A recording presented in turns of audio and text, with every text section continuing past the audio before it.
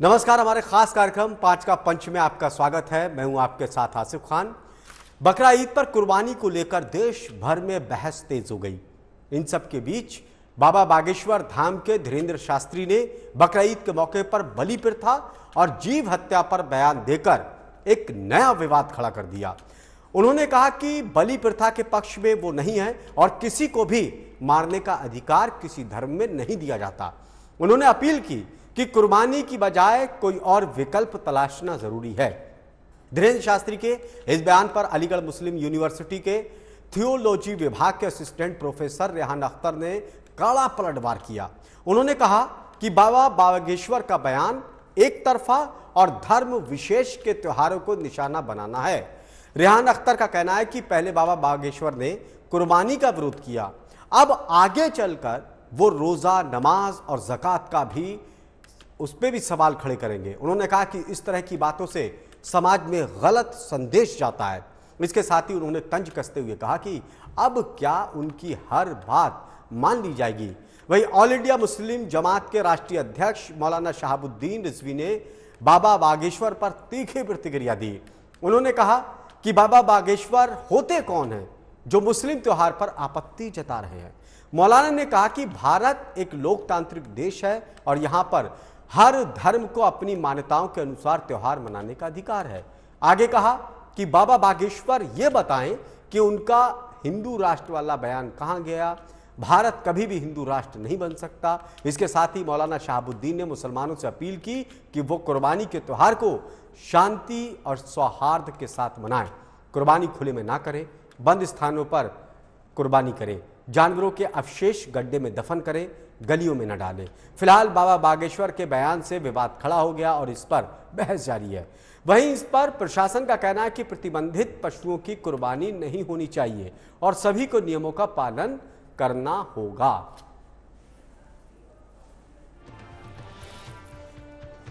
तो एक बार फिर से धीरेन्द्र शास्त्री ने बयान दिया, इसके बाद पलटवार हुआ। क्या कुछ कहना है धीरेन्द्र शास्त्री का और उसके जवाब में मुस्लिम धर्मगुरुओं ने क्या कुछ कहा, पहले आप उसको सुनिए। जीव हिंसा किसी भी संप्रदाय में, किसी भी कल्चर में, किसी भी संस्कृति में, किसी भी मजहब में है, निश्चित रूप से वो निंदनीय है। वो किसी भी प्रकार से हो, हम बलि प्रथा के पक्ष में नहीं है। इस प्रकार से हम बकरीद के भी पक्ष में नहीं है। हम किसी को अगर जीवित नहीं कर सकते हैं तो मारने का अधिकार भी किसी को भी नहीं है। इसके सब्स्टिट्यूशन है, उस वक्त कोई ऐसी व्यवस्था रही होगी जब बकरे की कुर्बानी दी गई होगी, या पर हमारे सनातन परंपरा में भी कई जगह बलि प्रथा है। हम देखो दोनों पक्ष का एक्सेप्ट कर रहे हैं। तो अब लेकिन उपाय हैं, उपचार हैं। अब समय बहुत बदला है, हम सब सभ्य हैं, सुशिक्षित हैं। इसलिए हमें लगता है जीव हिंसा को रोकना चाहिए, अहिंसा परमो धर्मा के पर्याय पर चलना चाहिए। उससे निश्चित रूप से कि जो भी मजहब है, मजहब को भी तंदुरुस्ती मिलेगी, सबको जीने का अधिकार है, ये नया प्रण और प्रेरणा प्राप्त हो। योगेश्वर धाम के बाबा धीरेन्द्र शास्त्री जी हमेशा विवादित बयान देते हैं और वो मुसलमानों को चिढ़ाने वाली बात करते हैं। कुर्बानी कोई नई परंपरा नहीं है। उनको इस बात को समझना चाहिए और पढ़ना चाहिए कि 1450 साल से कुर्बानी होती आई है और होती रहेगी। बाबा जी की समझ में नहीं आता कि वो क्या कहते हैं और क्या करते हैं। वो तो अलग जगाने निकले थे हिंदू राष्ट्र की। वो हिंदू राष्ट्र का ख्वाब उनका कहाँ गया? मैं पूछना चाहता हूं बाबा जी से कि वो हमारे पड़ोसी देश नेपाल के हिंदू राष्ट्र को तो बचा नहीं पाए। वो जमहूरी लोकतांत्रिक देश है और भारत को हिंदू राष्ट्र बनाना चाहते हैं। ये मुगलिया शासन में भी मुस्लिम राष्ट्र नहीं था। ये ब्रिटिश शासन काल में भी कोई राष्ट्र नहीं बन सका और आज भी 75 साल 76 साल हो गए, ये हिंदू राष्ट्र नहीं बन सका। अब इस मामले को लेकर सियासत भी हो रही है। आरोप प्रत्यारोप का दौर चल रहा है, सियासी रोटियां सेकी जा रही हैं। चर्चा को हम शुरुआत करेंगे, लेकिन उससे पहले राजनीतिक दलों के नेताओं के आपको बयान भी सुनाते हैं। अलग अलग समाज के अलग अलग, यदि हमारा संविधान इस पर रोक लगाता है तो रोक लगना चाहिए। किसी एक आदमी के बोलने से संविधान की परिभाषा बदलने जाए। जैन मुनि तो कब से बोल रहे हैं कि उतनी तक जैन मुनियों का आदरणीय धीरेन्द्र शास्त्री जी का शायद नहीं है, उनका केश लोचन देख लो जेल में, सदियों से बोल रहा है। धर्म की अपनी एक अलग जो है परंपरा रही है और भारत यही सिखाता है। भारत एक धर्मनिरपेक्ष देश है, लेकिन दुनिया, आप पत्रकारों से भी मेरा रिक्वेस्ट है कि धर्मनिरपेक्ष देश में धर्म की राजनीति पे नहीं बात होनी चाहिए। राजनीति अपनी जगह, धर्म अपनी जगह। धर्म का काम धर्म करेगा, राजनीति का काम राजनीति करना चाहिए। तो कांग्रेस के नेताओं का कहना है कि संविधान के हिसाब से सब कुछ हो रहा है। अगर नियम कायदे कानून बने होते तो उसका पालन होता। संविधान में सबको अपने धर्म को का पालन करने की इजाजत दी गई। लेकिन इस मामले को लेकर हिंदू धर्म गुरुओं का क्या कुछ कहना है, या फिर हिंदूवादी नेताओं का, आपको सुनाते हैं। आपके चैनल के माध्यम से इस देश के मुस्लिम समाज को यह बता देना चाहता हूं कि निरीह पशुओं की हत्या करना महापाप है। इस देश के अंदर ऐसी हत्या नहीं होनी चाहिए। पशु क्रूरता अधिनियम हर एक के ऊपर लागू होता है। ये क्रूरता नहीं है कि उसकी गर्दन आदि काट के उसको तड़पा के मारा जाता है। इन सब कुर्बानी देने वालों के ऊपर पशु क्रूरता अधिनियम लागू होना चाहिए और इनको उठाकर जेल में डाल देना चाहिए। स्पष्ट कहता हूं इन पर्यावरण वालों से, ये अब क्यों नहीं बोल रहे? जब होली आती है रंग मत। आपके चैनल के माध्यम से इस देश के मुस्लिम समाज को यह बता देना चाहता हूं कि निरीह पशुओं की हत्या करना महापाप है। इस देश के अंदर ऐसी हत्या नहीं होनी चाहिए। पशु क्रूरता अधिनियम हर एक के ऊपर लागू होता है। ये क्रूरता नहीं है कि उसकी गर्दन आदि काट के उसको तड़पा के मारा जाता है। इन सब कुर्बानी देने वालों के ऊपर पशु क्रूरता अधिनियम लागू होना चाहिए और इनको उठाकर जेल में डाल देना चाहिए। स्पष्ट कहता हूं इन पर्यावरण वालों से, ये अब क्यों नहीं बोल रहे? जब होली आती है रंग मत लगाओ, दिवाली आती है पटाखे मत छोड़ो। क्यों? केवल हिंदू समाज को अपने त्योहारों के लिए क्या भुलाना चाहते हो? ये बात नहीं बताना चाहते अपनी आने वाली जनरेशंस को कि ये सब जो है ये त्योहार अपनी बातों को याद दिलाते हैं, अपने पूर्वजों की याद दिलाते हैं। घोषित करेगा, इसके लिए लोग खड़े हो जाते हैं। और वही लोग जिस प्रकार से इतनी क्रूरता से लाखों पशुओं को काटा जाता है और पानी का बहाव, लाखों गैलन पानी वेस्ट होता है और कई बार तो सड़कें लाल लाल हो जाती हैं खून। तो दोनों पक्षों के तर्क आपने सुने। इस पर बातचीत करने के लिए 4 खास मेहमानों का पैनल मेरे साथ मौजूद है। डॉक्टर रोहित सक्सेना जी हैं, बीजेपी नेता, पद्मा रानी जी हैं, कांग्रेस नेता, साध्वी गीतांबा तीर्थ हैं, हिंदू धर्मगुरु, मोहम्मद उस्मान, मुस्लिम धर्मगुरु। आप सभी का बहुत बहुत स्वागत है। मोहम्मद उस्मान साहब, पहली प्रतिक्रिया आपसे जानना चाहते हैं कि मांग हो रही है कि वक्त के हिसाब से बहुत कुछ बदल जाना चाहिए, कुर्बानी की प्रथा को भी ख़त्म करना चाहिए, हमारे यहाँ बलि की प्रथा ख़त्म हो गई, ये हिंदूवादी संगठनों का कहना है। देखिए, मैं सबसे पहले तो अपने तमाम इन साथियों का जो मेरे साथ डिबेट में बैठे उनका स्वागत करना चाहूँगा। और दूसरा जो आपने मुझसे पूछा है उसके बारे में उन तमाम वो जो हमारे दूसरे मजहब के मानने वाले लोग हमसे इस किस्म की एक अपील कर रहे हैं या उनका कहना है कि कुर्बानी को छोड़ दें, मैं उनसे एक बड़ी खास बात कहना चाहूँगा। हमारा ये देश है और ये धर्मनिरपेक्ष देश है, संविधान से ये चलता है और यहाँ पर हमें एक दूसरे के मजहब में नुक्ताचीनी नहीं करनी चाहिए और कोई भी मजहब ये नहीं इजाजत देता कि हम किसी दूसरे मजहब के, खासकर उसके तमाम किसी रसूमात में, उनके किसी नितांत धार्मिक चीजों में हम दखल दें। तो सबसे पहले तो उनको इस पर विचार करना चाहिए कि आया उन्हें दखल देना चाहिए कि नहीं देना चाहिए। तो मैं उनसे अपील करूंगा कि वो ये, क्योंकि इस्लाम धर्म का एक निजी नितांत धार्मिक मामला है, इसमें उनको दखल नहीं देना चाहिए। अब इससे बात आगे की जब आती है, इस पर जब सवाल उठाया जाता है ये कहकर कि इसमें जीव हत्या की जाती है या इसमें मांसाहार किया जाता है, तो ये मैं एक बड़ी खास बात कहना चाहूंगा। क्या केवल बकर ईद को ही मांसाहार किया जाता है या जीव हत्या की जाती है? जीव हत्या रोजाना हमारे देश में, पशु हत्या कहो या पशुओं का कटान कहो, रोजाना हमारे देश में है और वो निजी तौर पर भी है, यानी व्यापारियों द्वारा भी है, खाने वाले लोगों के लिए भी है और बड़े बड़े फैक्ट्री मालिकों की तरफ से भी है और एक्सपोर्ट करने के लिए भी है, व्यापार की नियत से भी है। तो हम जब अगर किसी दूसरे को उंगली उठाकर अगर उस पर हम ये बात करें कि वो इस पर अमल करने की बात करे और अपने नितांत धार्मिक उस क्रिया को छोड़े जो उसके धर्म ने उसे जरूरी बताई है, साल में एक बार बकरीद के मौके पर मुसलमानों पर मोहम्मद उस्मान साहब एक तर्क ये भी है कि एक ही दिन में इतने ज्यादा पशुओं की हत्या कर देने से, कुर्बानी देने से पर्यावरण को नुकसान होता है, पर्यावरण दूषित होता है, उससे बीमारियां फैलने का खतरा रहता है, ये तर्क रहता है। चीज पर जवाब देने की कोशिश करूंगा, मैं पर्यावरण पर भी बात करूंगा और एक दिन में ही कटने की बात करूंगा। यकीनन इन 3 दिन में ये अगर हम गिनती के आधार पर अगर हम बात करेंगे तो इन 3 दिन में यकीनन कुछ गिनती बढ़ जाती है, लेकिन जब हम कुल देश की बात करते हैं और उन जो स्लॉटर हाउस है उनको अगर सबकी बात करें और हम अगर मछलियों की हत्या की बात करें और उनके भी की बात करें तो यकीनन यह गिनती कहीं उसमें आती नहीं है, बिल्कुल बराबर बैठती है और इसका कोई फर्क उसमें नजर नहीं आता। रहा पर्यावरण का ताल्लुक, तो अगर पर्यावरण का सवाल उठाया जाता है केवल इस आधार पर कि पशु बलि दी जाएगी या कुर्बानी की जाएगी, तो सबसे ज्यादा पर्यावरण में तो सहायक होते हैं हमारे पेड़, और लाखों लाखों पेड़ काटे जा रहे हैं, तमाम पेड़ों का कितना कटान किया जा रहा है, वो सबसे ज्यादा सहायक है। क्या इसी तरह से हमने कभी उनके लिए भी आवाज उठाई है? यकीनन हमने आवाज नहीं उठाई है। और या वो जो रोजाना कटान पशुओं का होता है उस पर हमने आवाज नहीं उठाई है। इस आवाज उठाने में उस्मान साहब देखिए, कई तरह से प्रदूषण कई तरीके से फैलता है। खाली आप ये नहीं कह सकते कि पेड़ अगर कम होंगे तभी प्रदूषण, गंदगी की वजह से भी प्रदूषण। चलिए मैं आपको आऊंगा, आपने बात अपनी रखी। पद्मा रानी जी भी मेरे साथ जुड़ी हैं, कांग्रेस की नेता हैं। डॉक्टर रोहित साहब बीजेपी हैं।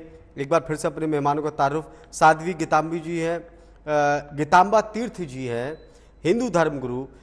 साध्वी गीतांबा तीर्थ जी, उस्मान साहब का कहना है कि इसलिए विरोध किया जा रहा है कि मुस्लिमों में ये रस्म है कुर्बानी देना, हर रोज सैकड़ों पशुओं को मारा जाता है, उनका मांस खाया जाता है। अगर हिंदुस्तान में पशुओं को मारने पर कानून बन जाए तो बात ही खत्म। मांग इसकी करना चाहिए कि पशु कटना ही नहीं चाहिए, सारे लोग मांसाहारी हो ना, जो मांस कटे। साध्वी जी।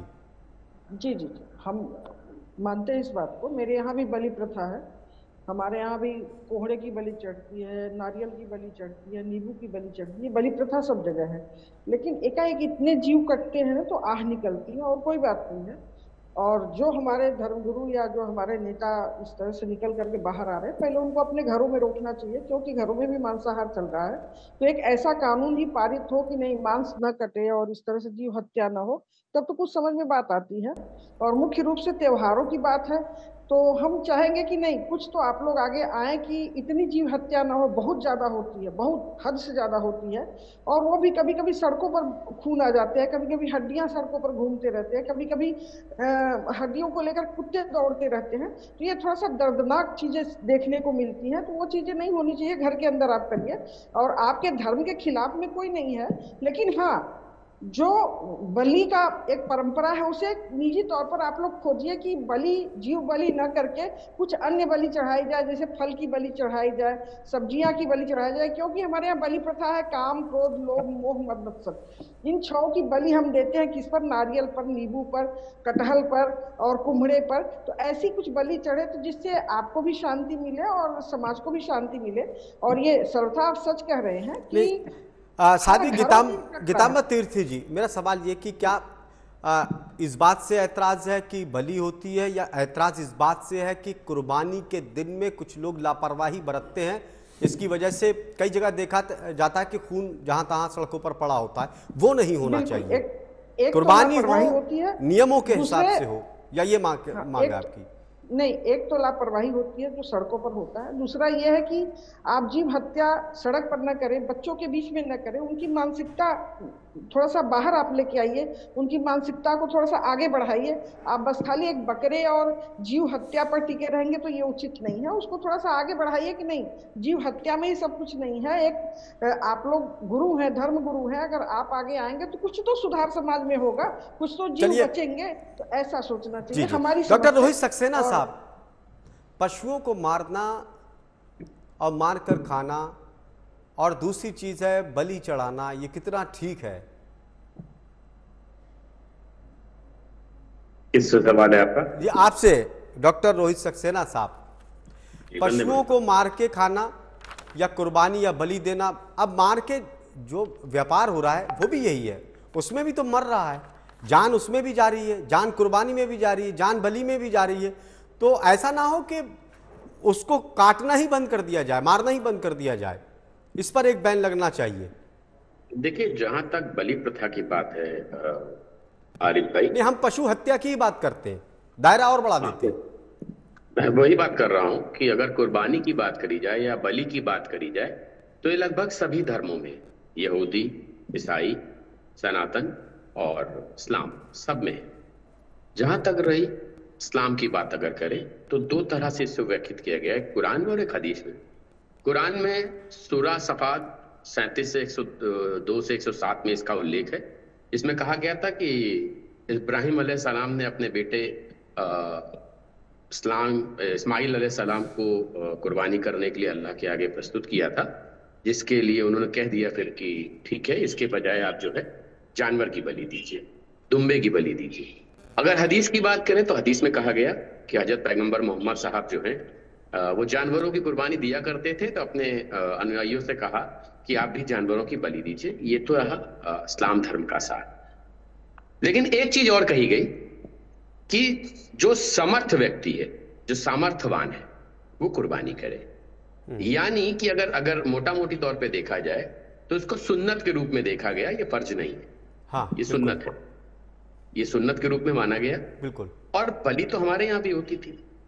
देखिए, दिन ब दिन वो बलि प्रथा हमारे यहाँ कम होती चली जा रही है। हमने नारियल, जैसे अभी हमारी बहन ने व्याख्यात किया, नारियल को, नींबू को, कुमड़े को, इसको हमने जो है एक बलि प्रथा के रूप में दिया। और बलि उसी प्रथा से मानी जाती, जिस तरह से सनातन धर्म में मानी जा रही थी, उसी तरह से उस बलि को स्वीकार किया गया। तो जहां तक रही बाबा बागेश्वर जी की बात, तो उन्होंने यही बात कही कि इस पर ध्यान देना चाहिए। देखिए, चूंकि मैं मुस्लिम इलाकों में बहुत एक्टिव नेता हूं और खासकर भाजपा के लिहाज से, इस बकरीद के बाद जो उस पूरे मोहल्ले और गली का जो व्यवस्था होती है, आप वहां से निकल नहीं सकते।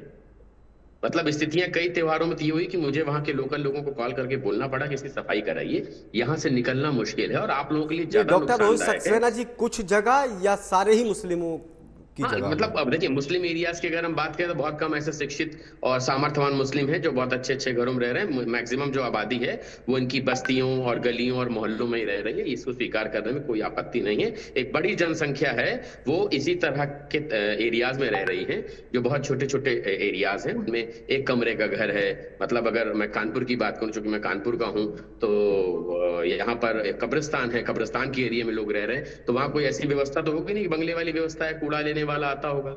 ये सारे अवशेष उठा करके सड़कों पर फेंक देते हैं, जिससे वातावरण दूषित होता है। अच्छा, उससे बीमारियां भी होंगी। आप समझिए, जब मांस सड़ रहा है, मान लीजिए वहां कुत्ते ने वो मांस खाया और उसी कुत्ते ने आपको काट लिया, मक्खियां भिनभिना रही, वो आपके खाने में भिनभिना बजा के बैठेंगी, तो इससे बीमारियां भी बढ़ेंगी। इसको इस तरह से ना लीजिए कि आपके धर्म पर किसी तरह का प्रहार किया जा रहा है। एक सुझाव दिया गया है, विशेष ध्यान होना चाहिए। यस, एक सुझाव दिया जा रहा है, ध्यान क्योंकि देखिए 3 दिन कुर्बानी होगी, और मैं तो ऐसे कई घरों जानता हूं जहां 3 बकरे कटते हैं या ज्यादा भी कटते हैं। मैं ऐसे घर भी जानता हूं। अगर आप एक त्योहार के रूप में मना रहे हैं, अपने धर्म को मानने के रूप में बना रहे हैं, तो क्या ये संख्या कम नहीं करी जा सकती? कि दिखाना है आपको कि नहीं, हम चूंकि बहुत सामर्थ्यवान हैं तो हम 10-10 बकरे एक दिन में कटवा रहे हैं। तो आप जो बात कही गई है जहां पर उसके सार को समझिए। यदि आप त्योहार मना रहे हैं, मेरी बात समझिए, यदि आप त्योहार मना रहे हैं तो क्या ये संख्या कम नहीं करी जा सकती है? क्या ऐसा कहीं लिखा है कि नहीं 10 बकरे आप कटवा देंगे तो आपको ज्यादा जो है उससे इसका जवाब डॉक्टर रोहित सक्सेना जी, इसका जवाब मैं उस्मान साहब से लेता हूं। उस्मान साहब, देखिए, एक चीज कही जाती है, एक मुसलमानों में एक चीज होती है कि जो कर्म है ना, कर्म वो उसकी सोच के ऊपर आधारित होता है। अगर हमने ये सोच लिया कि हम एक बकरे की बलि ना दे के 4 की दें ताकि समाज में हमारा थोड़ा रुतबा बढ़े कि इन्हें तो 4 बलि दी बकरे की, तो वो तो बलि मानी नहीं जाए, वो कुर्बानी वो तो मानी नहीं जाएगी क्योंकि दिखाने के लिए दे दी। अगर आप नियत को लेकर अमल कर रहे हैं, आपकी नियत क्या है अमल पर, वो अमल तभी उसको माना जाएगा। अगर हम दिखावे के लिए वो अमल कर रहे हैं तो वो तो माना ही नहीं जाएगा। तो रोहित साहब का जवाब तो उस्मान साहब बेहतर देंगे। नहीं, मैं रोहित साहब की बात का पूरी तरह समर्थन करता हूं। यकीनन हम जो हमारे वर्ग के लोग हैं, मुसलमान हैं, उन्हें हर हालत में सफाई का बंदोबस्त रखना चाहिए और इस बात की एहतियात करनी चाहिए। रही बात दिखावे की, तो दिखावे का सिर्फ ये कुर्बानी का ही नहीं, कोई भी अमल वो इस्लाम में उसकी कोई जगह नहीं है। उस शख्स का कोई अमल कबूल नहीं है, अल्लाह उसके उस अमल से राजी नहीं होता। ये बिल्कुल कंट्रोवर्शियल ट्रूथ है। बिल्कुल। अगर हज को भी वो जा रहा है इसलिए कि उसको हाजी कहा जाए और दिखाने के लिए कि मुझे मान सम्मान बढ़ेगा, तो उसका हज नहीं होगा, क्योंकि नियत पर अमल है। नियत क्या है? अगर आपकी नियत, तो उसका कोई इसमें बिल्कुल स्थान नहीं है। अगर आपकी नियत इस बात को लेकर है कि एक सुन्नत है उसको हम पूरा कर रहे हैं, या एक फर्ज है उसको पूरा कर रहे हैं, तब तो वो कबूल होगी। मैं उसी की बात कर रहा हूं। देखिए, जो मालदार लोग हैं उन पर बड़े जानवर में 7 लोगों की तरफ से एक जानवर से काम चल सकता है जी। और हमारे उन तमाम लोगों को जहां इस तरह के सफाई के और उसके बंदोबस्त नहीं है, वहां पर उन्हें कोशिश करनी चाहिए कि जानवर गिनती में कम से कम कटे और किसी पर जो वाजिब है कुर्बानी वो हक अदा होने से भी ना रह जाए। चलिए, अब बचा, मैं एक और बड़ी खास बात कहना चाहूंगा, अपने तमाम साथियों को अपने इस पैगाम में शामिल करने की कोशिश करूंगा। केवल यह कुर्बानी ही नहीं, जितने भी त्योहार, कोई भी मजहब में जो त्योहार रखे गए हैं, वो त्योहार कुछ ना कुछ पैगाम देने की कोशिश करते हैं। इस बकरीद में, क्योंकि इस पर यह जीव हत्या को लेकर एक बड़ी ज्यादा इसमें बहस चल जाती है, तो इसमें इसका हासिल खास जो पैगाम है वो रह जाता है।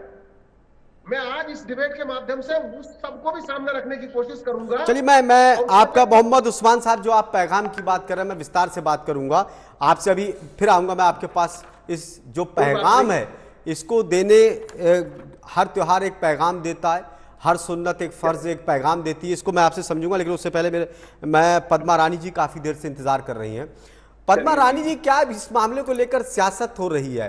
क्योंकि कुछ लोगों का यह भी कहना है कि एक धर्म विशेष को टारगेट किया जाता है।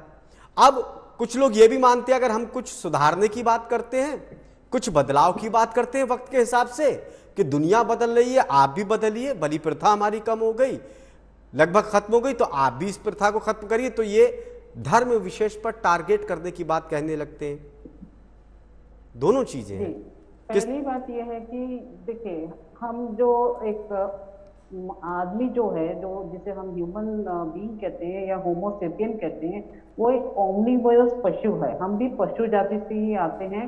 तो यहाँ पे आपको ये कुछ आंकड़े मैं बताती हूँ, जस्ट ओनली फॉर आइडिया, कि हमारे जो पॉपुलेशन है उसमें 83.4% जो आदमी हैं, जो मेन हैं, वो नॉन वेजिटेरियन है और वुमेन है 70.6%। मतलब तकरीबन अंदाजे से देख लिया जाए तो हमारी 81% पॉपुलेशन जो है कि नॉन वेजिटेरियन हफ्ते में एक बार या ओकेजनली या रोजाना खाती है। तो ये हमारा एक इकोसिस्टम है जिसे भगवान ने बना के भेजा है, जिसमें घास खाते हैं पशु, जो गाय और बकरी जैसे पशु, और फिर बाद में उनको खाते हैं जो दूसरे जो वन्य प्राणी हैं वो खाते हैं। फिर हम भी हैं एक प्राणी जो हम घास, जो हम मतलब वेजिटेरियन भी खाते हैं और नॉन वेजिटेरियन भी खाते हैं। तो हम आते हैं ओमनिवोरस की संख्या इसमें। तो मैं आपको बताती हूँ, हर साल हम ये बकरीद पे ये जो एक टॉपिक लेके बैठ जाते हैं हर चैनल पे, इसका एक बड़ा ये शुरू हो जाता है, बकरीद खत्म होगी सब खत्म। तो पहली बात यह है कि अगर 80% आबादी नॉन वेजिटेरियन खाती है, अगर वो सब घास खाने लगे, मतलब वेजिटेरियन खाने लगे, तो हम उनके लिए खाना कहाँ से लाएं, पहले ये सोचिए। दूसरी बात, और एक बात सोचिए कि जो किसान है, जो एनिमल हस्बेंड्री करते हैं, मतलब जो पशुपालक हैं, उनकी रोजी रोटी का क्या?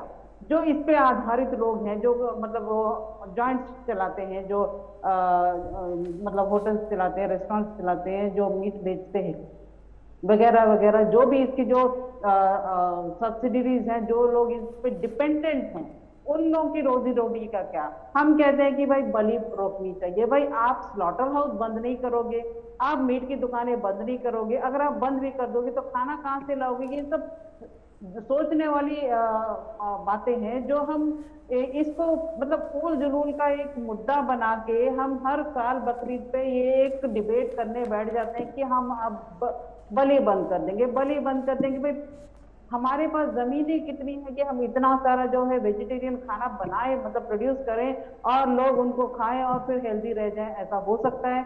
दाल हो गई है 200 रुपए किलो। रोहित जी आ रहा हूं आपका। जी बात रखिए। दाल 200 रुपए किलो हो गई है, तो लोग यहाँ पे सोचिए कि अगर हम लोगों को खाने के लिए हम लोग को यहाँ पे कोई सरकार बताएगी कि हम क्या खाएं ना खाएं, ये हमारे लोगों की सालों से नहीं, सरकार ये नहीं कह रही कि क्या खाएं क्या ना खाएं। सरकार कह रही है कि तो ये यहाँ पे साफ सफाई रखें, साफ सफाई रखें, जो गाइडलाइन है उसका पालन करें, जहां काट सकते हैं वहीं पर पशुओं को काटा जाए।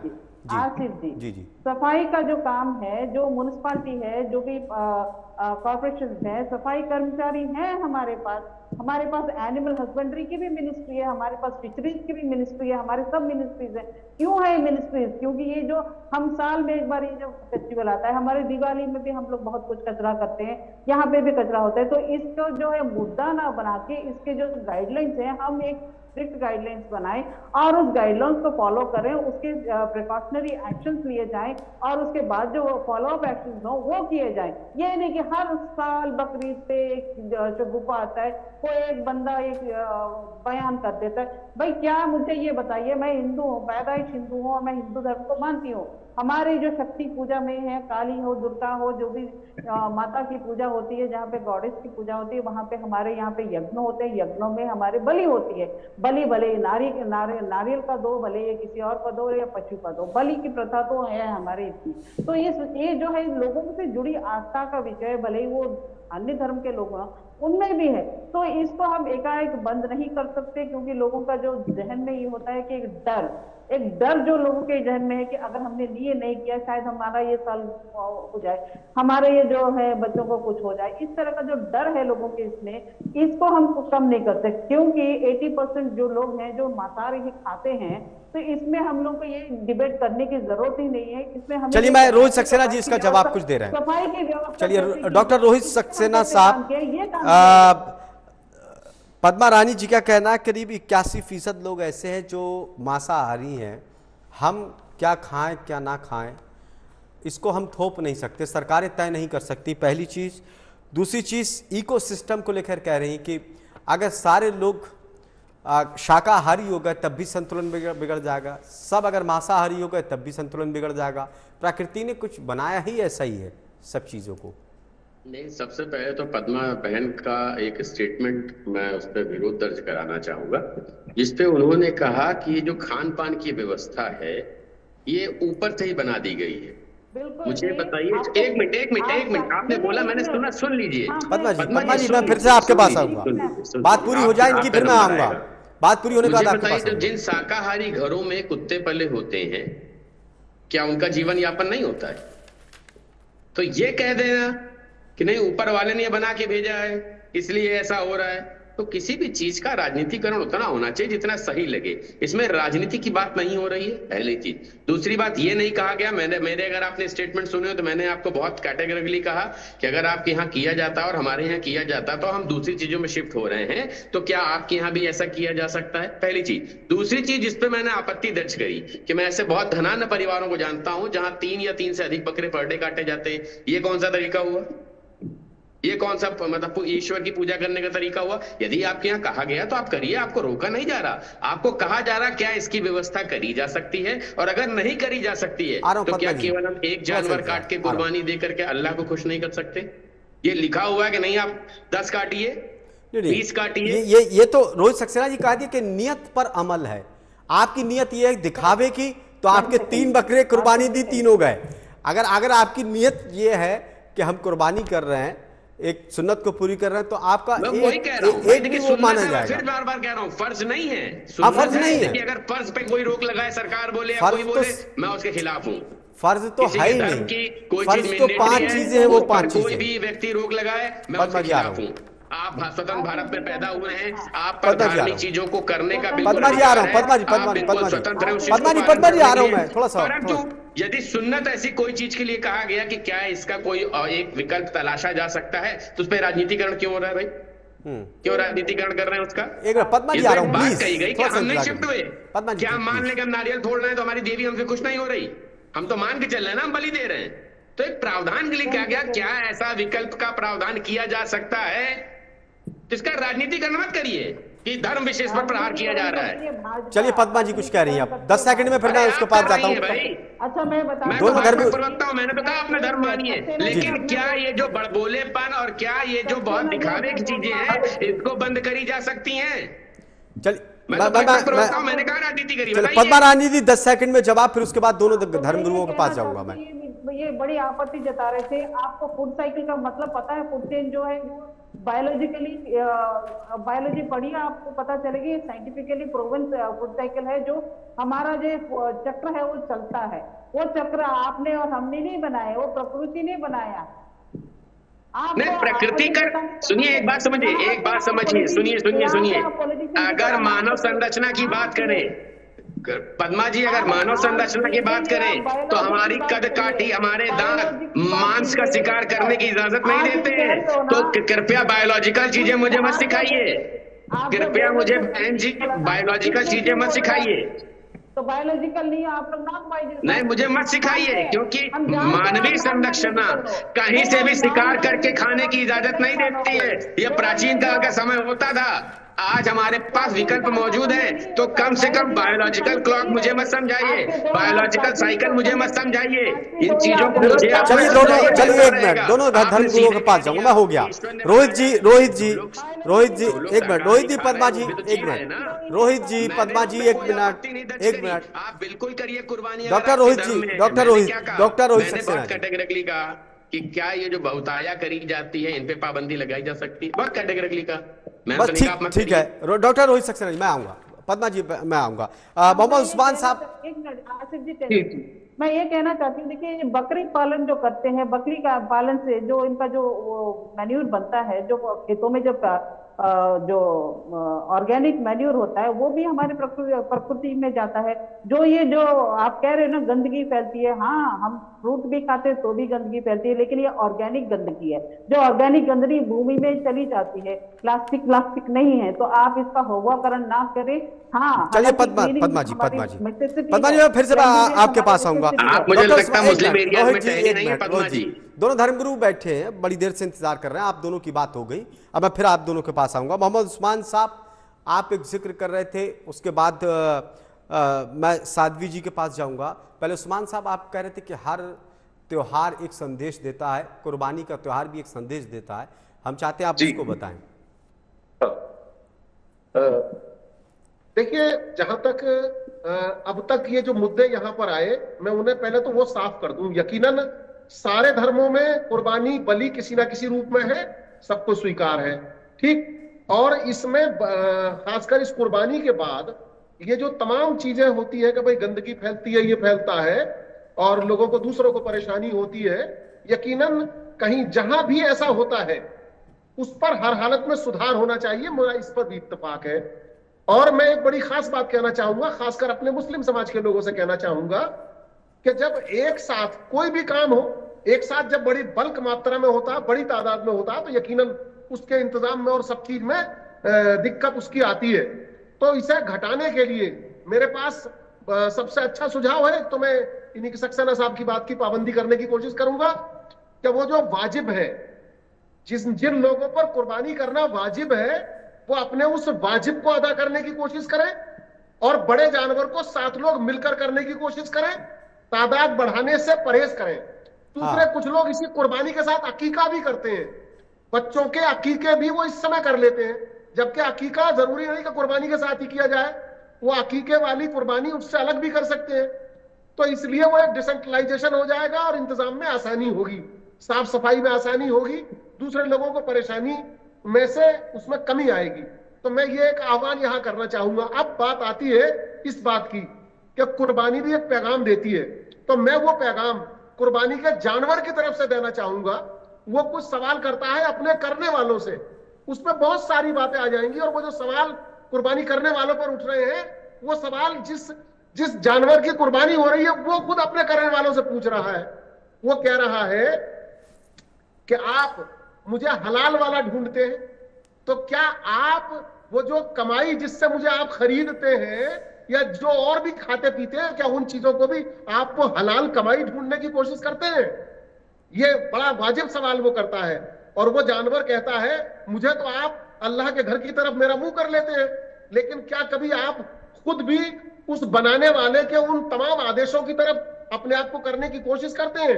और वो कहता है जैसे आप मुझे बेबस करते हैं कुर्बानी करने से पहले, क्या कभी अपनी बुराइयों को भी इस तरह से बेबस करने की बात करते हैं?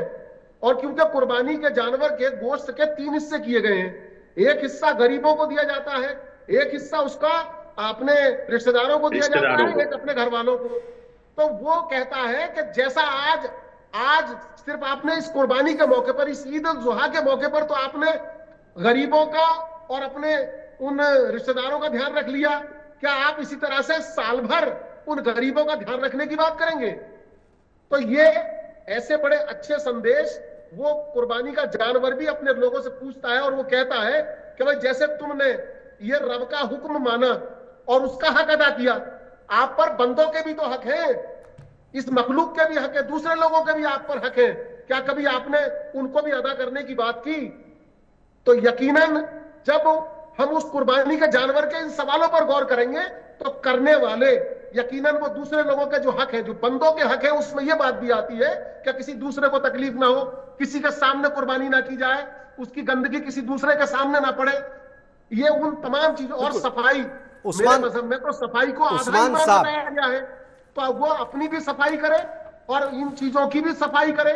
और हर वो काम उस्मान साहब पूरा फिक्स कर दिया है, जैसे कुर्बानी का हुक्म दिया गया है उसे, वैसे ही ये भी हुक्म दिया गया है कि उसका कोई हिस्सा, कोई अज़ू, कोई खाल, कोई हड्डी, कोई ऐसी कोई भी चीज बाहर ना रहे, बल्कि हिफाजत के साथ इस तरह से दफन करे कि कहीं दूसरों को तकलीफ ना हो और वो कहीं उसकी बेहुरमती ना हो। तो उस्मान साहब अपने सही पैगाम के साथ की जाएगी, उस्मान साहब सुन पा रहे हैं, यकीनन दूर हो जाएगी। उस्मान साहब मेरी आवाज पहुंच रही है।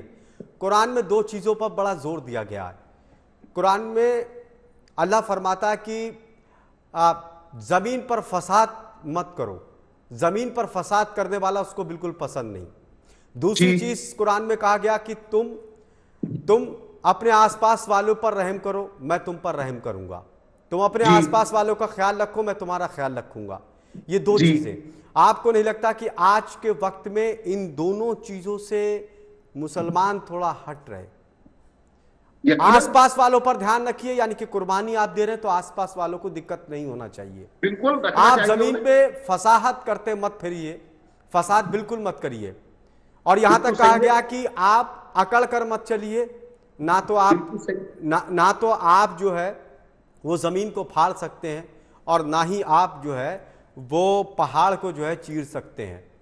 तो आप अपने लहजे को थोड़ा नर्म रखिए, लेकिन क्या आप उस पर पालन हो रहा है? बकरा ईद का मतलब यही है कि आसपास वालों को ध्यान रखिए, उनको दिक्कत ना हो। बिल्कुल रखना चाहिए।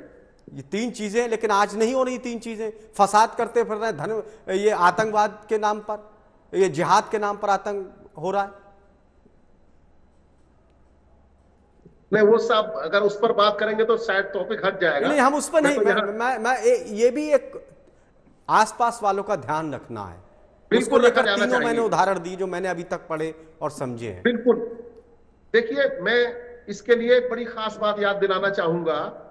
एक रास्ते से यहूदी, जिनको मुसलमान या दीन इस्लाम के मानने वाले अपना सबसे खराब दुश्मन मानते हैं, यहूदियों का एक लश्कर एक रास्ते से गुजरा और उस रास्ते में उन्होंने पत्थर देखा। तो उनके कमांडर ने प्रतिक्रिया दी कि लगता है यहां से मुसलमान नहीं गुजरे, अगर गुजरे होते तो यहां इस रास्ते में पत्थर नहीं होता। तो जिस मजहब ने उनको यह पैगाम दिया था कि आप रास्ते में भी कोई नुकसानदेह चीज, किसी को तकलीफ दे चीज आप उसमें नहीं छोड़ेंगे, आज यकीनन ये मुसलमानों के लिए बड़े सोचने की बात है कि जिनके बारे में उनके दुश्मन भी ये सोच रखते थे, आज उनको मैं खुद मुसलमानों के बारे में अब अच्छी सोच नहीं रखता कि उनमें बहुत सारे लोग बदअमल जब बन गए हैं तो उन्होंने इस्लाम को बदनाम करने की कोशिश की और वो सिर्फ नाम के मुसलमान रह गए हैं। काम का मुसलमान वही है जो मुसलमानियत के हिसाब से काम करे, इंसानियत के हिसाब से काम करे और किसी को भी तकलीफ ना पहुंचाने का काम करे और अपने अमल से ये साबित करे कि वो दूसरे लोग उसकी तरफ अट्रैक्ट हो और उसके मजहब में शामिल होने की बात करे। वो तलवार के जोर पर यह फैलने वाला मजहब नहीं है, बल्कि वो ये साबित करने की कोशिश करे कि वो अच्छे अमल करता है, सच बोलता है, लोगों की मदद करता है। लेकिन आप इसको झांकिए और टटोलिए उस्मान साहब इस पर, नहीं, आप झांकिए और टटोलिए इस पर। आज तो किरदार पर ही सवाल खड़े हो रहे हैं, कैसे कैसे किरदार हो रहे हैं, इसीलिए सवाल फिर आपको बुरा लगता है, फिर आपको लगता है कि टारगेट कर रहे हैं, हमें टारगेट किया जा रहा है। पहले उदाहरण दिए दे कि देखिए मुसलमान है तो ऐसा नहीं हो सकता, आज मुसलमान है तो ऐसा जरूर होगा, तो फिर आप कहते हैं कि टारगेट। मैं आ रहा हूँ रोहित जी, मैं आपके पास आऊँगा। साध्वी जी काफ़ी देर से इंतजार कर रही हैं, साध्वी गीतांबा तीर्थ जी। आप देखिए, आज धर्म के नाम पर बहुत कुछ बातें हो रही हैं, चाहे वो हिंदू धर्म हो चाहे मुस्लिम धर्म हो। इसकी एक वजह ये भी है, लोग चाहते कि जो धर्म गुरु हैं, लोग चाहते कि जो धर्म है वो लोगों को सही रास्ता दिखाए, चाहे वो कोई सा धर्म हो। आज जब किसी चीज़ की बहुत जिक्र होता है तो लोग ये चाहते कि उसकी कुरीतियों को दूर किया जाए, लोग हमें मार्ग दिखाएं, हम शांति पाएं। आज भले कितनी दौलत लोग कमा रहे हैं लेकिन शांति नहीं है, बीमारी है, दुनिया भर के फसाद हैं, घरों में दीवारें हो रही हैं, तो इसलिए धर्म की वैल्यू बढ़ जाती है ऐसे मामले पर। साध्वी जी, आप किस तरह से देख रही हैं इस वक्त के सारे कल्चर को लेकर, चाहे वो हिंदुओं में कुरीतियां हों चाहे मुसलमानों में इस तरह के हों? क्या धर्म के रास्ते से लोग हटते जा रहे हैं? नहीं, देखिए हमारे यहाँ हिंदू तो अब धीरे धीरे कुछ धर्म के प्रति जागरूक हो रहे हैं, बढ़ भी रहे हैं। लेकिन जो अभी पद्मा रानी जी ने बोला है, 1 मिनट, जो पद्मा जी ने अभी बोला है कि हमें परमात्मा भेजे हैं बकरा खाने के लिए, तो शायद उन्हीं के घर में कोई धार्मिक पुस्तक हो जिसमें लिखा होगा कि आप उठ के बकरा खाया करके। इनको दाल खरीदने की क्षमता नहीं है लेकिन मांस खरीदने की क्षमता इनको है। इन्हें रोटी और चावल खरीदने की क्षमता नहीं है लेकिन मांस खरीदने की क्षमता है। बेतुकी बात नहीं बोलनी चाहिए। हिंदू धर्म में ऐसा कहीं नहीं लिखा है कि आप बकरा मार के खाइए, और बकरा खाने की चीज नहीं होती है। अब हम आपको बता रहे हैं, बकरी के दूध का क्रीम बनता है जो आप अपने चेहरे में लगा करके बैठी हुई हैं। बकरी का दूध जो है तो फायदे के लिए होता है। बकरी का दूध मरीजों को, टीबी के रोगियों को दिया जाता है। बकरी का दूध हर जगह अच्छे से अच्छा यूज करने के लिए दिया जाता है, आपको बकरा खाने के लिए नहीं दिया जाता है। बकरा का तो दुर्भाग्य जो अपने माँ से पैदा हुआ है, उसके दुर्भाग्य का आप लोग फायदा उठाते हैं, पहली बात। दूसरी बात, हमको आप ये बताइए कि जो मछली पर आप लोगों ने चर्चा किया, मछली का भी तेल आंख की दवा में बनता है। प्रकृति हमारे लिए जो भेजी है वो हमारे दवाओं के लिए भेजी है, मनुष्य की सुरक्षा के लिए भेजी है, न कि काट के खाने के लिए भेजी है। तीसरी बात, आप जो कह रही थी कि आप कहाँ से अनाज दोगे, तो क्या आपके घर रोज मांस खा के ही जीते हैं क्या सब? रोटी दाल चावल नहीं खाते क्या? वो आप क्या नहीं चलता क्या? जब रोटी दाल चावल खाते हैं तो सब्जी भी खा लिया करिए, और किसी का मांस से कुछ नहीं होता है, समझे ना? आप मांस खा करके अपने विचारों को आप गंदा कर रही हैं, मत करिए। रही बात इन लोगों की, इनकी परंपरा जो चल रही है वो दकियानूसी विचार, वो चलती ही रहेगी, उसे कोई नहीं रोक सकता। बस ऐसे ही डिबेट होता रहेगा और कोई नहीं रोक सकता। इनके अंदर मानसिकता बनी है कि बकरा ये बोलता है, बैल ये बोलता है, ऊंट ये बोलता है। अरे बोलता है तो आप अमल कितना करते हो? तब भी तो सुधर जाओ कि मत काटो निर्जीवों को, ऐसे असहाय प्राणियों को मत काटो जो तुम्हें मार भी नहीं सकता, जो तुम्हारे खिलाफ बोल भी नहीं सकता। वहां काटने के लिए आप इतना उपदेश दे दिए कि ये हमें संदेश देता है, आप उस संदेश को कितना अमल करते हैं? लेकिन साध्वी जी, एक बात बताइए, क्या कुर्बानी या बलि में ही पशुओं की हत्या नहीं होना चाहिए, या वैसे भी नहीं होना चाहिए, दुकानें बंद हो जाना चाहिए? ये वैसे भी नहीं होना चाहिए। हम पहले भी आपसे 1 मिनट पहले भी मैंने आपसे कहा कि जो ये संदेश दे रहा है उसको पहले कहिए कि अपने घरों में बंद करे, अपने पड़ोसियों के यहाँ बंद करे, तब मुसलमानों के यहाँ जाए। मैंने पहले भी ये बात कहा और आज भी ये बात, अभी भी ये बात मैं कह रही हूँ कि निर्जीव जो निरीह प्राणी है ना, उसकी हत्या मत करिए, उसे बांध करके जो 81% जो 81% लोग मांस खाते हैं, अब बताइए वो फिर कहाँ से? इसीलिए तो हम बोल रहे हैं, इसीलिए तो हम बोल रहे हैं कि पहले हम अपने घरों को सुधार लें, पहले हम अपने पड़ोसियों को सुधार लें, तब मुसलमानों के त्योहार तक जाएं। नहीं तो हमें जाने का कोई अधिकार नहीं है। हम मंच से फिलॉसफी क्यों दे? पहले हम तो मन से ये फिलॉसफी देना कि हिंदू वर्ग न खाए, अगर उसको हिंदू मानते हैं तब तो मुसलमान के घरों तक जाए, नहीं तो हमें जाने का कोई औचित्य नहीं। लेकिन साध्वी जी, ये अभी से तो हुआ नहीं, ये तो बड़ी पुरानी परंपरा चली आ रही है मांस खाने वाली। भैया परंपरा तो मेरे यहाँ बाल विवाह भी था, बाल विवाह खत्म हुआ कि नहीं? परंपरा तो मेरे यहाँ था, सती प्रथा थी, खत्म हुआ कि नहीं हुआ? मेरे यहाँ दहेज प्रथा थी, खत्म हुआ कि नहीं? हम कुर्बानी प्रथा नहीं कह रहे हैं, हम मांस खाने को कह रहे हैं, कुर्बानी वाली नहीं कह रहे हैं। मांस खाने का चलन जो है ये तो बहुत पहले से ही है। मांस में स्वाद नहीं आता होगा, हमें जहां तक समझ रहे हैं, हम खाए नहीं है, लेकिन मसाले का स्वाद जरूर आता होगा। मन लगा लगा के लोग मसाला डालते होंगे, इसमें स्वाद आता होगा। मांस खाने में कौन सा स्वाद आएगा भैया? अपना ही खा के देखो कैसा लगता है, सड़ जाती है शरीर पूरी। पता नहीं क्या लोगों को सूझता है।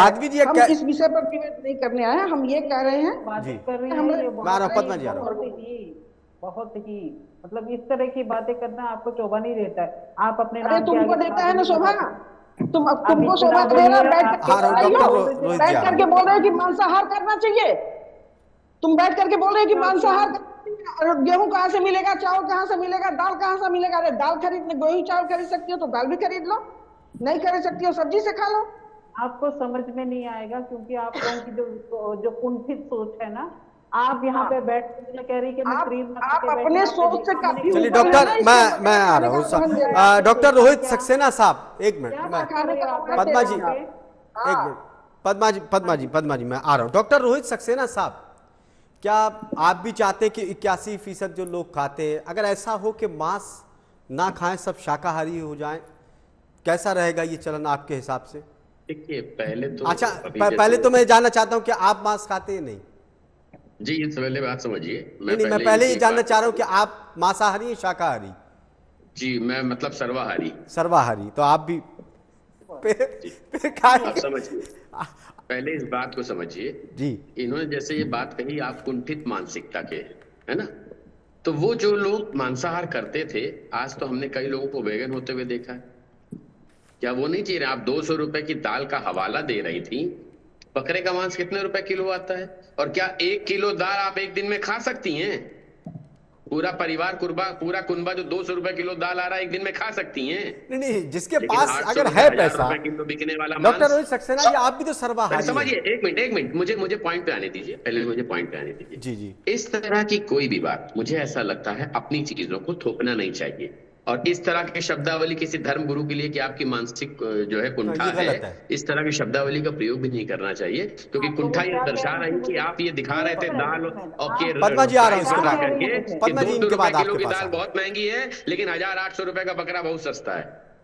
किसकी कुंठित मानसिकता? और जहां तक रही धर्म के आचरण की बात, मैं किसी भी धर्म के लिए भी कह रहा हूं, क्योंकि आसिफ भाई मैं शुरू से मुस्लिम धर्म को आप एक तरफ रख दीजिए, धर्म को एक सुनिए ना मेरी बात, पशु क्रूरता अधिनियम भी बना है। धर्म के आचरण की बात हो रही थी, मैं मुस्लिम एरियाज में पैदा हुआ और उन्हीं के बीच राजनीति भी कर रहा हूं। हमें यह बताया गया था कि जुमे की नमाज के बाद अमन और चैन की दुआ मांगी जाती है। आज क्या हो रहा है? क्या करा रहे हैं लोग उस भीड़ से? क्या वो धर्म है? क्या भीड़ का इस्तेमाल हिंसा के लिए करना धर्म है?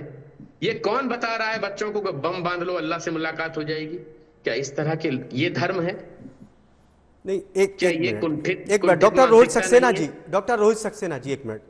मैं जानता हूं कि आपके साथ बहुत से मुस्लिम लोग जुड़े हैं और आप जिस जगह रहते हैं वहां बहुत से मुस्लिम हैं। विश्वास करिए आसिफ भाई, वो अपने मुस्लिम नेताओं पर विश्वास नहीं करते। और आप चाहें तो अपने रिपोर्टर को भेज दीजिए कि ऐसा कौन नेता है जिसके पास आप जाना जाएंगे अपनी किसी भी समस्या, पुलिस की समस्या, इलाज की समस्या, अगर आपको एक ही नाम ना मिले तो आप जो कहिएगा हार जाऊंगा। डॉक्टर रोहित सक्सेना, मेरा सवाल तो समझिए, जिस इलाके में आप रहते हैं, जिस जगह पर आप रहते हैं, क्या उस जगह में जो मस्जिद है जहां पर जुमे की नमाज होती है, क्या वहां पर उन बच्चों से कहा जाता है, कभी आपने खबर सुनी कि आप अपने ऊपर बम बांधकर कहीं फोड़ दें, या आपके इलाके में या आपके कहीं जगह पर ऐसी कोई घटना हुई है? 2023 में 6 जून, आई थिंक इट वाज 6 जून 2023 में जुमे की नमाज के बाद बच्चों से कहा कि आप इकट्ठा हो जाइए, और उस भीड़ ने मतलब एक दंगे का रूप लेने की कोशिश करी थी। मैं तो धन्यवाद देना चाहूंगा योगी आदित्यनाथ जी की सरकार को, जिन्होंने उस पूरी चीज को नियंत्रित कर रखा था। मैं वही कह रहा हूं, क्या बच्चों को पढ़ने के लिए प्रेरित नहीं करना चाहिए बजाय भीड़ बनाने के? किसने किया? इस बात की प्रशंसा किसी ने करी कि 2024 में सबसे ज्यादा सिविल सर्विसेज में मुसलमान बच्चे सेलेक्ट होकर के आए, जिनको आप भाजपा को मुस्लिम विरोधी कह रहे हैं? हमने एक नई दिशा दी। 2018 में मोदी जी ने कहा था कि मैं मुसलमान बच्चे के एक हाथ में कुरान, एक हाथ में लैपटॉप देखना चाहता हूं। वो साकार हुआ ना 24 में? मुझे बताइए स्वतंत्र भारत के बाद एक नेता जिसने मुसलमानों की शिक्षा की पैरवी करी हो? आपने तो भीड़ बना के इस्तेमाल किया। और सबसे ज्यादा शिक्षित कौन कौन है? वही। और आज भी कोई उनको पढ़ाने की बात नहीं कर रहा, तो उनको भीड़ बनाए रखना चाहते हैं आप। और जो आप बता देना चाहते हैं सोचते बच्चे वही मान लें। बच्चों को सही धर्म दीजिए, जो मसलक है उनको सही बताइए।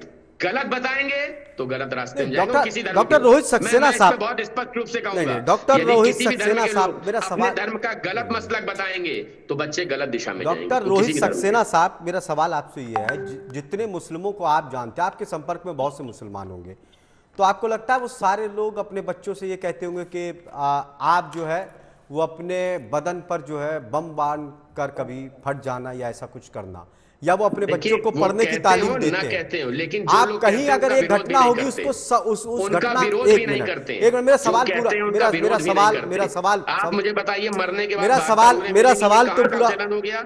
मेरा सवाल तो आप कुकर्म कर रहे हैं, मरने के बाद हुए आप मेरा सवाल तो पूरा होने दीजिए डॉक्टर। मेरा सवाल गलत रास्ते पर जा रहे हैं और मेरा सवाल ये कि कुछ घटनाओं के आधार पर क्या आप सबको उस दायरे में ले लेंगे? बिल्कुल नहीं। फिर लेकिन मैं कहूंगा अगर एक घटना भी हो रही है तो धर्म गुरुओं का ये दायित्व तो बनता है कि आगे बच्चों को सही चीज बताएं। नहीं, ये गलत है, ये धर्म के खिलाफ है, ये शिर्क है, ये हराम है, उनको बताना भी उनका दायित्व है। लेकिन मैं क्षमा चाहूंगा कहते हुए, मैंने आज तक ऐसे कोई लोग नहीं देखे जो हराम और शिर्क बताने हैं कि जो तुम कर रहे हो जुमे की नमाज के बाद, ये हराम है। अजीब बात। तो एक दुआ करिए आप, मैं तो बता रहा हूं। और ऐसे जो लोग हैं, देखिए ऐसा नहीं सारे वैसे, ऐसे बहुत से लोग मेरे पास आते हैं जो अपने यहाँ की इस तरह की समस्याएं लाते हैं। डॉक्टर साहब आप ही समझाइए, आप ही की बात मानेंगे, और इन बच्चों को पढ़ाना है। और आप जाके पूछिए कितने गरीब बच्चों का मैंने आरटीई के तहत जो है एडमिशन कराया है और अच्छे अच्छे स्कूलों में पढ़ रहे हैं। पद्मा रानी जी कुछ कहना चाहती हैं कि हम शायद जो हमारा मुद्दा मेरे पास आए कि हमें नमाज नहीं पढ़ने दी जा रही है। डॉक्टर रोहित जी, जो हमारा मुद्दा है शायद हम उससे अपने इधर उधर भटक गए। भटक नहीं रहे। जो बात अभी उठी थी आचरण की, मैं आचरण की बात कर रहा हूँ। और मैं फिर कह रहा हूँ, पद्मा रानी स्वतंत्र भारत में पैदा हुए, पद्मा रानी जी कुछ अपनी धार्मिक मान्यताएं मानने पद्मा रानी जी, पद्मा रानी, लेकिन पाबंदी करिए। पद्मा रानी जी कुछ कहना चाहती? पद्मा रानी जी, मैं ये कहना चाहती थी, ये कह रहे हैं कि हम 2018 से हम लोग मतलब मुसलमानों को पढ़ाई सिखाई है। आपको याद दिला दो, हमारे पहले जो शिक्षा मंत्री थे वो मौलाना अब्दुल कलाम आजाद, सॉरी मौलाना जी थे। वो कहाँ के किस धर्म से आते हैं आपको मालूम है? तो ये मत कहिए कि एक बात फिर पद्मा रानी जी एक बात फिर बताइए। वो ठीक है, मैं सवाल पूछता हूँ। पद्मा रानी जी एक बात, पद्मा रानी जी एक मिनट, पहले मुसलमान थे। रोहित जी एक मिनट, काहे रिपीट कर दिया आपकी सरकार ने? डॉक्टर रोहित मुसलमान थे, डॉक्टर रोहित साहब एक मिनट, क्यों हटा दिया? डॉक्टर रोहित साहब एक मिनट, गुस्सा मत करिए। पद्मा रानी, मेरा सवाल यह कि सबसे ज्यादा शासन किया कांग्रेस की सरकार ने, वोट अगर लिया है सबसे ज्यादा अल्पसंख्यकों का तो कांग्रेस पार्टी ने लिया है, लेकिन फिर जब इतनी आपकी सरकार रही तो फिर मुसलमानों की स्थिति फिर ऐसी कैसे हो गई? पढ़ाई लिखाई में कैसे पीछे हो गए? सरकारी नौकरियों में कैसे दलितों से वो पीछे हो गए? क्यों पीछे? इसका जवाब तो आप ही को देना है। इस स्थिति के लिए आप ही तो जिम्मेदार हैं। सवाल पूछे, आज आप पूछिए सवाल, जो सत्ताधारी पार्टी है उनसे पूछिए कितने एमपी चुन के आए इनके? एक एमपी हो तो बताएं जो चुन के आया है। नहीं आए। आप उनसे सवाल ना कीजिए, सवाल पूछेंगे पूरे विपक्ष से, क्योंकि विपक्षी जवाब देंगे, क्योंकि लगता है लोगों की आज भी कांग्रेस की सरकार चल रही है, लोग तो विपक्ष में बैठे हैं, यही लगता है इन लोगों को। शिक्षा की बात कर रही, जो 2018 में कह दिया कि एक हाथ में किताब और एक हाथ में लैपटॉप देखना चाहता है। कम से कम कुरान को तो इज्जत दे दीजिए। किताब की बात नहीं कही, कुरान की बात कही, कुरान को इज्जत अता फरमा दीजिए। बन के आ गया, उससे पहले की शिक्षा कहाँ से आ गई थी? किताब कह के उसकी बेइज्जती मत करिए। कुरान की बात हुई है, किताब मत करिए। थोड़ी उनको जो है थोड़ी सी इज्जत अदा फरमा दीजिए। कुरान शरीफ की बात कही थी, मोदी जी ने कहा था एक हाथ में कुरान और एक हाथ में लैपटॉप। किताब मत कहिए। चलिए, हाँ किताब क्यों कहा? मोहम्मद उस्मान साहब, चलिए मोहम्मद उस्मान साहब देखिए, मोहम्मद उस्मान एक मिनट पद्मा जी, मोहम्मद उस्मान साहब, देखिए इसमें कोई दो राय नहीं है कि पहले के मुस्लिम काफ़ी पढ़े लिखे होते थे, अब अपने लाइन से कुछ भटक गए हैं, पढ़ाई लिखाई पर इतना ध्यान नहीं दिया। कुरान में कहा गया है कि अगर पढ़ने के लिए चीन भी जाना पड़े तो आप जाइए, पढ़ाई के लिए आपको कितनी तंगपरस्ती करना पड़े तो करिए, लेकिन आज ध्यान नहीं है उधर। आप देखिए मुस्लिम बस्तियों में आप जाइए, कहाँ इस पढ़ाई लिखाई पर इतना ध्यान दिया जा रहा है। बिल्कुल, मैं यकीनन इस बात को बड़े अफसोस के साथ कहना चाहूंगा कि कुरान में जो सबसे पहला हुक्म नाजिल हुआ वो पढ़ने का हुआ, और जिस कौम के लिए पहला हुक्म खुदा का पढ़ने के लिए मिला वो अगर पढ़ाई में पीछे है तो ये यकीनन अफसोस की बात है। तो इसके लिए तो आप लोग जिम्मेदार है, धर्मगुरु लोग जिम्मेदार है, आप लोग संदेश। मैं पूरा विश्लेषण करने की कोशिश करूंगा। दरअसल दीन के दो हिस्से हैं। एक हिस्सा है दीन का जिसमें गलत कामों से, हराम चीजों से बचना, और एक है अच्छे काम करना।